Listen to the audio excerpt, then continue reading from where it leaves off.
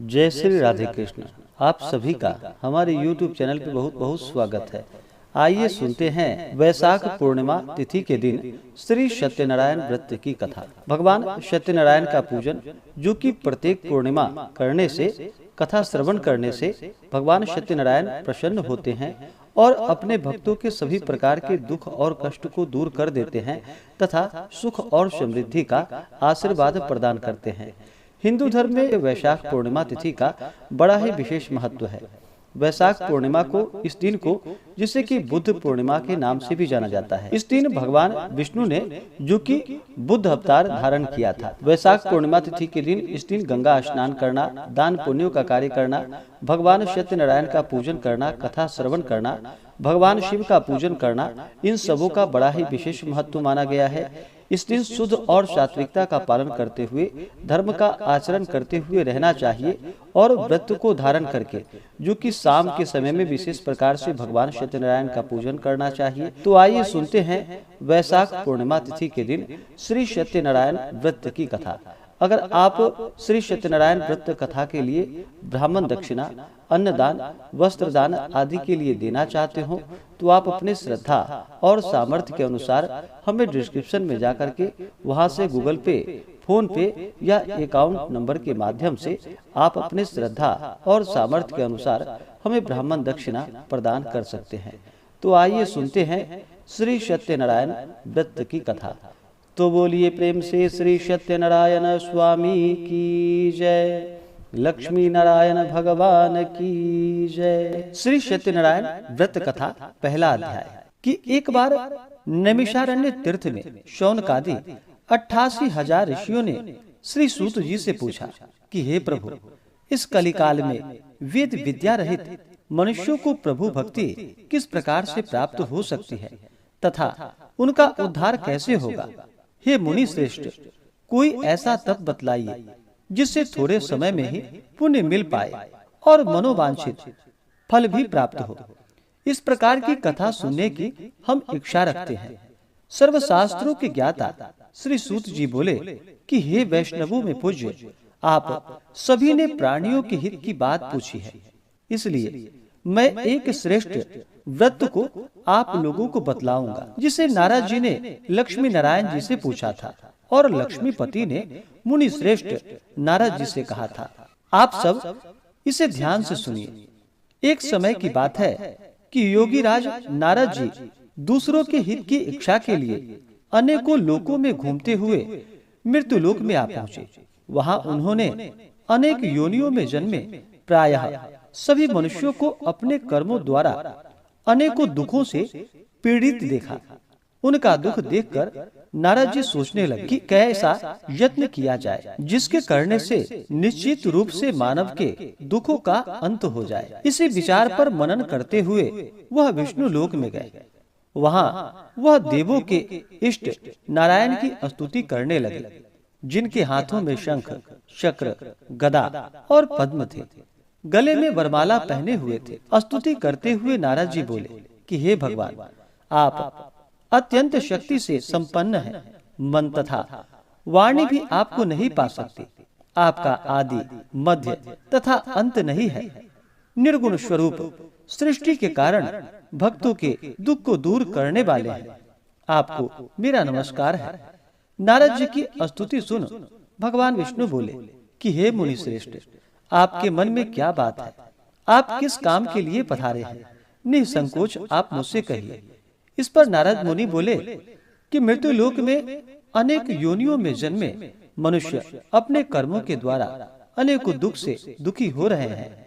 हे नाथ, आप मुझ पर दया रखते हैं तो बतलाइए कि वो मनुष्य थोड़े प्रयास से ही अपने दुखों से कैसे छुटकारा पा सकते हैं। भगवान श्री हरि बोले कि हे नारद, मनुष्यों की भलाई के लिए तुमने बहुत अच्छी बात पूछी है, जिसके करने से मनुष्य मोह माया से छूट जाता है।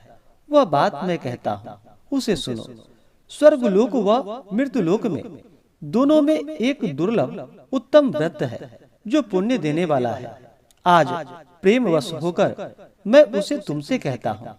श्री सत्यनारायण भगवान का यह व्रत अच्छी तरह विधान पूर्वक करके मनुष्य तुरंत ही यहाँ सुख भोग कर मरने पर मोक्ष पाता है। श्री हरि के वचन को सुनकर नारद जी बोले, उस व्रत का फल क्या है और उसका विधान क्या है? यह व्रत किसने किया था? इस व्रत को किस दिन करना चाहिए? सभी कुछ विस्तार से आप मुझे बतलाएं। नारद की बात को सुनकर भगवान श्री हरि बोले कि दुख शोक को दूर करने वाला, यह सभी स्थानों पर विजय दिलाने वाला है। मानव को भक्ति व श्रद्धा के साथ शाम को श्री सत्यनारायण की पूजा धर्म पारायण होकर ब्राह्मणों व बंधुओं के साथ करनी चाहिए। भक्ति भाव से ही नैवेद्य केले का फल, घी, दूध और गेहूं का आटा सबाया ले। गेहूं के स्थान पर साठी का आटा ले, शक्कर तथा गुड़ लेकर वह सभी भक्षण भोज्य पदार्थों को मिलाकर भगवान को भोग लगाए। ब्राह्मणों सहित बंधु बांधवों को भी भोजन करवाए। इसके बाद स्वयं भोजन करे, भजन कीर्तन के साथ भगवान की भक्ति में लीन हो जाए। इस तरह से सत्यनारायण भगवान का यह व्रत करने पर मनुष्य की सारी इच्छाएं निश्चित रूप से पूरी हो जाती है। इस कलिकाल अर्थात कलयुग में मृत्यु लोक में मोक्ष का यही एक सरल उपाय बतलाया गया है। इस प्रकार से श्री सत्यनारायण व्रत कथा की पहली अध्याय पूर्ण हुई। तो बोलिए प्रेम से श्री सत्यनारायण स्वामी की जय। अथ द्वितीय अध्याय। श्री सूत जी बोले कि हे ऋषियों, जिसने पहले समय में इस व्रत को किया था उसका इतिहास कहता हूँ, आप ध्यान पूर्वक सुनो। सुंदर काशीपुरी नगरी में एक अत्यंत निर्धन ब्राह्मण रहता था। भूख प्यास से परेशान वह धरती पर घूमता रहता था। ब्राह्मणों से प्रेम करने वाले भगवान ने एक दिन ब्राह्मण का वेश धारण कर उसके पास जाकर पूछा कि हे विप्र, नित्य दुखी होकर तुम पृथ्वी पर क्यों घूमते हो? दीनहीन ब्राह्मण बोला कि मैं निर्धन ब्राह्मण हूँ, भिक्षा के लिए धरती पर घूमता हूँ। हे भगवान, यदि आप इसका कोई उपाय जानते हो तो बतलाइए। वृद्ध ब्राह्मण कहने लगे कि सत्यनारायण भगवान मनोवांछित फल देने वाले हैं, इसलिए तुम उनका पूजन करो। इसे करने से मनुष्य सभी दुखों से मुक्त हो जाता है। वृद्ध ब्राह्मण बनकर आए श्री सत्यनारायण भगवान उस निर्धन ब्राह्मण को व्रत का सारा विधान बतलाकर वहाँ से अंतर ध्यान हो गए। ब्राह्मण मन ही मन सोचने लगा कि जिस व्रत को वृद्ध ब्राह्मण करने को कह गया है, मैं उसे अवश्य करूंगा। यह निश्चय करने के बाद उसे रात में नींद नहीं आई। वह सवेरे उठकर सत्यनारायण भगवान के व्रत का निश्चय कर भिक्षा के लिए चला गया। उस दिन निर्धन ब्राह्मण को भिक्षा में बहुत धन मिला, जिससे उसने बंधु बांधवों के साथ मिलकर श्री सत्यनारायण भगवान का व्रत संपन्न किया। भगवान सत्यनारायण का व्रत संपन्न करने के बाद वह निर्धन ब्राह्मण सभी दुखों से छूट गया और अनेक प्रकार की संपत्तियों से युक्त हो गया। उसी समय से यह ब्राह्मण हर माह इस व्रत को करने लगा। इस तरह से सत्यनारायण भगवान के व्रत को जो मनुष्य करेगा वह सभी प्रकार के पापों से छूटकर मोक्ष को प्राप्त होगा। जो मनुष्य इस व्रत को करेगा वह सभी दुखों से मुक्त हो जाएगा। सूत जी बोले, इस तरह से नारद जी ने नारायण जी का कहा हुआ श्री सत्यनारायण व्रत को मैंने तुमसे कहा। हे विप्र, मैं अब और क्या कहूँ? ऋषि बोले कि हे मुनिवर, संसार में उस विप्र से सुनकर और किस किस ने इस व्रत को किया, हम इस बात को सुनना चाहेंगे। इसके लिए हमारे मन में जो श्रद्धा भक्ति भाव है आप कृपा कर बतलाइए। सूत जी बोले कि हे मुनि, जिसने इस व्रत को किया वह सुनो। एक समय वही विप्र धन व ऐश्वर्य के अनुसार अपने बंधु बांधवों के साथ इस व्रत को करने को तैयार हुआ। उसी समय एक लकड़ी बेचने वाला बूढ़ा आदमी आया और लकड़ियों को बाहर रखकर अंदर ब्राह्मण के घर गया। प्यास से दुखी वह लकड़हारा उनको व्रत करते देख विप्र को नमस्कार कर पूछने लगा कि आप यह क्या कर रहे हैं तथा इसके करने से क्या फल प्राप्त होता है, आप कृपा करके मुझसे बतलाइए। ब्राह्मण ने कहा कि सब मनोकामनाओं को पूर्ण करने वाला यह सत्यनारायण भगवान का व्रत है। इनकी कृपा से ही मेरे घर में धन्य धान्य आदि की वृद्धि हुई है। विप्र से सत्यनारायण व्रत के बारे में जानकर लकड़हारा बहुत प्रसन्न हुआ और चरणामृत लेकर वह प्रसाद खाने के बाद अपने घर गया। लकड़हारे ने अपने मन में संकल्प लिया कि आज लकड़ी बेचने से जो धन मिलेगा उसी से श्री सत्यनारायण भगवान का मैं उत्तम व्रत करूंगा। मन में इस विचार को ले वह आदमी सिर पर लकड़ियां रखकर उस नगर में बेचने के लिए चला गया, जहाँ पर धनी लोग ज्यादा रहते थे। उस नगर में उसे अपनी लकड़ियों का दाम पहले से 4 गुना अधिक मिला। वह प्रसन्न होकर शक्कर, घी, दूध, दही और गेहूं का आटा ले और सत्यनारायण भगवान के व्रत के अन्य सामग्रियां लेकर अपने घर गया। वहां उसने अपने बंधु बांधवों को बुलवाकर विधि विधान से श्री सत्यनारायण भगवान का पूजन और व्रत किया। इस व्रत के प्रभाव से वह बूढ़ा लकड़हारा धन पुत्र आदि से युक्त होकर संसार में समस्त सुख भोग कर अंत काल में वैकुंठ धाम को गया। इस प्रकार से श्री सत्यनारायण व्रत कथा दूसरी अध्याय पूर्ण हुई। तो बोलिए प्रेम से श्री सत्यनारायण भगवान की जय। अथ तृतीयो अध्याय। श्री सूत जी बोले कि हे श्रेष्ठ मुनियों, अब आगे की कथा कहता हूँ। पहले समय में उल्कामुख नाम का एक बुद्धिमान राजा रहता था। वह सत्यवक्ता और जितेंद्रिय था। प्रतिदिन दिव स्थानों पर जाता और निर्धनों को धन देकर उनके कष्ट दूर करता था। उसकी पत्नी कमल के समान मुख वाली तथा सती साध्वी थी। भद्रशिला नदी के तट पर उन दोनों ने श्री सत्यनारायण भगवान का व्रत किया। उसी समय साधु नाम का एक वैश्य आया। उसके पास व्यापार करने के लिए बहुत सा धन भी था। राजा को व्रत करते हुए देखकर वह विनय पूर्वक पूछने लगा कि हे राजन, भक्ति भाव से पूर्ण होकर आप यह क्या कर रहे हैं? मैं सुनने की इच्छा रखता हूँ, आप मुझे बतलाइए। राजा बोला कि हे साधु, अपने बंधु बांधवों के साथ पुत्रादि की प्राप्ति के लिए एक महा शक्तिमान श्री सत्यनारायण भगवान का व्रत व पूजन कर रहा हूँ। राजा के वचन सुन साधु आदर से बोला कि हे राजा, मुझे इस व्रत का सारा विधान कहिए। आपकी कथा अनुसार मैं भी इस व्रत को करूँगा।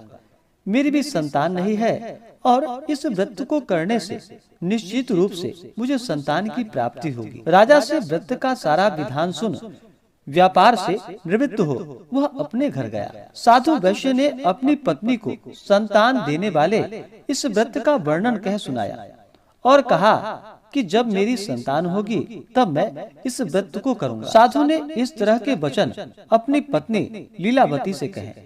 एक दिन लीलावती पति के साथ आनंदित हो सांसारिक धर्म में प्रवृत्त होकर श्री सत्यनारायण भगवान की कृपा से गर्भवती हो गई। 10वें महीने में उसके गर्भ से एक सुंदर कन्या ने जन्म लिया। दिनों दिन वह ऐसे बढ़ने लगी जैसे कि शुक्ल पक्ष की चंद्रमा बढ़ता है। माता पिता ने अपनी कन्या का नाम कलावती रखा। एक दिन लीलावती ने मीठे शब्दों में अपने पति को याद दिलाया कि आपने सत्यनारायण भगवान के जिस व्रत का संकल्प लिया था उसे करने का समय आ गया है। आप इस व्रत को करिए। साधु बोला कि हे प्रिय, इस व्रत को मैं उसके विवाह के समय करूंगा। इस प्रकार अपने पत्नी को आश्वासन देकर वह नगर को चला गया। कलावती पिता के घर में वृद्धि को प्राप्त हुई, धीरे धीरे बढ़ने लगी। साधु ने एक बार नगर में अपनी कन्या को सखियों के साथ देखा तो तुरंत ही दूत को बुलवाया और कहा कि मेरी कन्या के योग्य वर देख कर आओ। साधु की बात सुनकर दूत कंचन नगर में पहुंचा और वहां देखभाल कर लड़की के सुयोग्य वनिक पुत्र को ले आया। सुयोग्य लड़के को देख साधु ने बंधु बांधवों को बुलवाकर अपनी पुत्री का विवाह करा दिया। लेकिन दुर्भाग्य की बात तो यह है कि साधु ने अभी भी सत्यनारायण भगवान का व्रत नहीं किया। इस पर श्री सत्यनारायण क्रोधित हो गए और श्राप दे दिया कि साधु को अत्यधिक दुख मिले। अपने कार्य में कुशल साधु बनिया जमाई को लेकर समुद्र के पास स्थित होकर रत्नसारपुर नगर में गया। वहां जाकर दामाद ससुर दोनों मिलकर चंद्रकेतु राजा के नगर में व्यापार करने लगे। एक दिन भगवान सत्यनारायण की माया से एक चोर राजा का धन चुराकर भाग रहा था। उसने राजा के सिपाहियों को अपना पीछा करते देख चुराया हुआ धन वहां रख दिया, जहाँ की साधु अपने जमाई के साथ ठहरा हुआ था। राजा के सिपाहियों ने साधु वैश्य के पास राजा का धन पड़ा देखा तो वह ससुर जमाई दोनों को बांधकर प्रसन्नता से राजा के पास ले गया और कहा कि उन दोनों चोरों को हम पकड़कर लाए हैं, आप आगे की कार्यवाही कीजिए। राजा की आज्ञा से उन दोनों को कठिन कारावास में डाल दिया गया और उनका सारा धन भी उसने छीन लिया। श्री सत्यनारायण भगवान के श्राप से साधु की पत्नी भी बहुत दुखी हुई। घर में जो धन रखा था उसे चोर चुरा कर ले गए। शारीरिक तथा मानसिक पीड़ा व भूख प्यास से अति दुखी हो अन्न की चिंता में कलावती एक ब्राह्मण के घर गई। वहाँ उसने श्री सत्यनारायण भगवान का व्रत होते देखा, फिर कथा सुनी और प्रसाद ग्रहण कर वह रात को घर वापस आई। माता ने कलावती से पूछा कि हे पुत्री, अब तक तुम कहाँ थी, तेरे मन में क्या है? कलावती ने अपने माता से कहा कि हे माता, मैंने एक ब्राह्मण के घर में श्री सत्यनारायण भगवान का व्रत देखा है। कन्या के वचन सुनकर लीलावती भगवान सत्यनारायण के पूजन के लिए तैयारी करने लगी। लीलावती ने परिवार व बंधुओं सहित सत्यनारायण भगवान का पूजन किया और उसने वर मांगा कि मेरे पति तथा जमाई शीघ्र घर आ जाएं। साथ ही यह भी प्रार्थना की कि हम सब का अपराध आप क्षमा करें। श्री सत्यनारायण भगवान इस व्रत से संतुष्ट हो गए और राजा चंद्रकेतु को सपने में दर्शन देकर कहा कि हे राजन, तुम उन दोनों वैश्यों को छोड़ दो और तुमने उनका जो भी धन लिया है उसे वापस कर दो। अगर ऐसा नहीं किया तो मैं तुम्हारा धन, राज्य व संतान सभी को नष्ट कर दूंगा। राजा को यह सब कहकर वह अंतर ध्यान हो गए। प्रातः काल सभा में राजा ने अपना सपना सुनाया, फिर बोला कि वणिक पुत्रों को कैद से मुक्त कर सभा में ले आओ। दोनों ने आते ही राजा को प्रणाम किया। राजा मीठी वाणी में बोला कि हे महानुभावों, भाग्यवश ऐसा कठिन दुख तुम्हें प्राप्त हुआ है, लेकिन अब तुम्हें कोई भय नहीं। ऐसा कहकर राजा ने उन दोनों को नए वस्त्र और आभूषण भी पहनाए और जितना धन उनका लिया था उससे दोगुना धन वापस कर दिया। दोनों वैश्य अपने अपने घर को चले गए। इस प्रकार से श्री सत्यनारायण व्रत कथा तीसरा अध्याय पूर्ण हुआ। तो बोलिए प्रेम से श्री सत्यनारायण स्वामी की जय। अथ चतुर्थो अध्याय। सूत जी बोले कि वैश्य ने मंगलाचार कर अपनी यात्रा आरंभ की और अपने नगर को चल दिया। उसने थोड़ी दूर जाने पर एक दंडी वेशधारी श्री सत्यनारायण ने उनसे पूछा कि हे साधु, तेरी नाव में क्या है? अभिमानी वणिक जो कि हंसता हुआ बोला कि हे दंडी, आप क्यों पूछते हो? क्या धन लेने की इच्छा है? मेरी नाव में तो बेल व पत्ते भरे पड़े हैं। वैश्य के कठोर वचन को सुनकर भगवान बोले कि तुम्हारा वचन सत्य हो। दंडी ऐसे वचन को कहकर वहाँ से दूर चले गए। कुछ दूर जाकर समुद्र के किनारे बैठ गए। दंडी के जाने के बाद साधु वैश्य ने नित्य क्रिया के पश्चात नाव को ऊंची उठी देखकर अचंभा माना और नाव में बेल पत्ते आदि देखकर वह मूर्छित हो जमीन पर गिर पड़ा। मूर्छा खुलने पर वह अत्यंत शोक में डूब गया तथा उसका दामाद बोला कि आप शोक न मनाएं, वह दंडी का श्राप है, इसलिए हमें उनकी शरण में जाना चाहिए, तभी हमारी मनोकामना पूरी होगी। दामाद की बात को सुनकर दंडी के पास पहुंच और अत्यंत भक्ति भाव से नमस्कार कर बोला कि मैंने आपसे जो असत्य वचन कहे थे उसके लिए मुझे क्षमा कीजिए। ऐसा कहकर महान शोकातुर हो रोने लगा। दंडी भगवान बोले कि हे वणिक पुत्र, मेरी आज्ञा से बार बार तुम्हें दुख प्राप्त हुआ है, तू मेरी पूजा से विमुख हुआ है।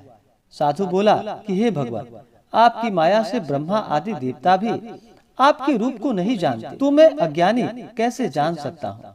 आप प्रसन्न हो आई, तब मैं सामर्थ्य के अनुसार आपकी पूजा अवश्य ही करूँगा। मेरी रक्षा करो, पहले के समान नौका में धन भर दो। साधु वैश्य के भक्ति पूर्वक वचन को सुनकर भगवान प्रसन्न हो गए और उसकी इच्छा अनुसार वरदान देकर अंतर ध्यान हो गए। ससुर जमाई जब नाव पर आए तो नाव धन से भरी हुई थी। फिर वहीं अपने अन्य साथियों के साथ सत्यनारायण भगवान का पूजन कर अपने नगर को चल दिया। जब नगर के नजदीक पहुंचा तो दूत को घर पर खबर करने के लिए भेज दिया। दूत साधु की पत्नी को प्रणाम कर कहता है कि मालिक अपने दामाद सहित नगर के निकट आ गए हैं। दूत की बात सुनकर साधु की पत्नी लीलावती ने बड़े हर्ष के साथ सत्यनारायण भगवान का पूजन कर अपनी पुत्री कलावती से कहा कि मैं अपने पति के दर्शन को जाती हूँ, तू कार्य पूर्ण कर शीघ्र आ जाना। माता के ऐसे वचन को सुनकर कलावती जल्दी में प्रसाद छोड़ अपने पति के पास चली गई। प्रसाद की अवज्ञा के कारण सत्यनारायण भगवान रुष्ट हो गए और नाव सहित उसके पति को पानी में डुबो दिया। कलावती अपने पति को वहां न पाकर रोती हुई जमीन पर गिर पड़ी। नौका को डूबा हुआ देख वह कन्या को रोता देख साधु दुखी होकर बोला कि हे प्रभु, मुझसे तथा मेरे परिवार से जो भूल हुई है उसे क्षमा कीजिए। साधु के दीनहीन वचन को सुनकर सत्यनारायण भगवान प्रसन्न हो गए और आकाशवाणी हुई कि हे साधु, तेरी कन्या मेरे प्रसाद को छोड़कर आई है, इसलिए उसका पति अदृश्य हो गया। यदि वह घर जाकर प्रसाद खाकर लौटती है तो उसे उसका पति अवश्य ही मिलेगा। ऐसी आकाशवाणी को सुनकर कलावती घर पहुंचकर प्रसाद खाती है और फिर आकर अपने पति के दर्शन करती है। उसके बाद साधु अपने बंधु बांधवों सहित श्री सत्यनारायण भगवान का विधि विधान से पूजन करता है। इस लोक का सुख भोग वह अंत में स्वर्ग को जाता है। इस प्रकार से श्री सत्यनारायण व्रत कथा में चौथे अध्याय की कथा पूर्ण हुई। तो बोलिए प्रेम से श्री सत्यनारायण भगवान की जय। अथ पंचमो अध्याय। श्री सूत जी बोले कि हे ऋषियों, मैं और भी एक कथा सुनाता हूँ, उसे भी आप ध्यान पूर्वक सुनो। प्रजा पालन में लीन तुंग ध्वज नाम का एक राजा था। उसने भी भगवान का प्रसाद त्याग कर बहुत ही दुख पाया।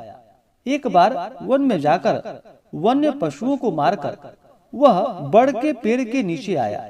वहां उसने ग्वालों को भक्ति भाव से अपने बंधुओं सहित सत्यनारायण भगवान का पूजन करते देखा। अभिमानवश राजा ने उन्हें देखकर भी पूजा स्थान में नहीं गया और ना ही उसने भगवान को नमस्कार किया। ग्वालों ने राजा को प्रसाद दिया, लेकिन उसने वह प्रसाद नहीं खाया और प्रसाद को वहीं छोड़कर वह अपने नगर को चला गया। वह जब नगर में पहुंचा तो वहां सब कुछ तहस नहस हुआ पाया।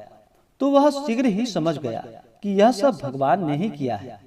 वह दोबारा ग्वालों के पास पहुंचकर और विधि पूर्वक पूजा कर प्रसाद खाया। तो सत्यनारायण भगवान की कृपा से सब कुछ पहले जैसा हो गया और दीर्घ काल तक सुख भोगने के बाद मरणोपरांत उसे स्वर्ग की प्राप्ति हुई। जो मनुष्य परम दुर्लभ इस व्रत को करेगा तो भगवान सत्यनारायण की अनुकंपा से उसे धन धान्य की प्राप्ति होगी। निर्धन धनी हो जाता है और भय मुक्त हो जीवन जीता है। संतानहीन मनुष्य को संतान सुख प्राप्त होता है और सारे मनोरथ पूर्ण होते हैं। और सारे मनोरथ पूर्ण होने पर मानव अंत काल में वैकुंठ धाम को जाता है। सूत जी बोले, जिन्होंने पहले इस व्रत को किया है, अब उनके दूसरे जन्म की कथा कहता हूँ। वृद्ध शतानंद ब्राह्मण ने सुदामा का जन्म लेकर मोक्ष की प्राप्ति की। लकड़हारे ने अगले जन्म में निषाद बनकर मोक्ष प्राप्त किया। उल्का मुख नाम का राजा दशरथ होकर वैकुंठ को गए। साधु नाम के वैश्य ने मोरध्वज बनकर अपने पुत्र को आरे से चीरकर मोक्ष पाया और महाराज तुंगध्वज ने स्वयंभू होकर भगवान में भक्त युक्त हो अपना कर्म कर मोक्ष को पाया। इस प्रकार से श्री सत्यनारायण व्रत कथा में 5वें अध्याय की कथा पूर्ण हुई। तो बोलिए प्रेम से श्री सत्यनारायण स्वामी की जय। लक्ष्मी नारायण भगवान की जय। सर्वदेवी देवता की जय। तो आशा करता हूँ कि यह जानकारी आपको अच्छा लगा हो। इसी प्रकार से ज्ञानवर्धक जानकारियाँ प्राप्त करने के लिए हमारे इस चैनल पे अगर आप नए हैं तो चैनल को लाल बटन दबा करके सब्सक्राइब करें, साथ में बेल आइकन घंटी को दबाएं ताकि मेरे वीडियो का नोटिफिकेशन आपको समय से मिलता रहे। वीडियो को लाइक करें, शेयर करें। सुखी रहें और स्वस्थ रहें। जय श्री राधे कृष्ण। धन्यवाद।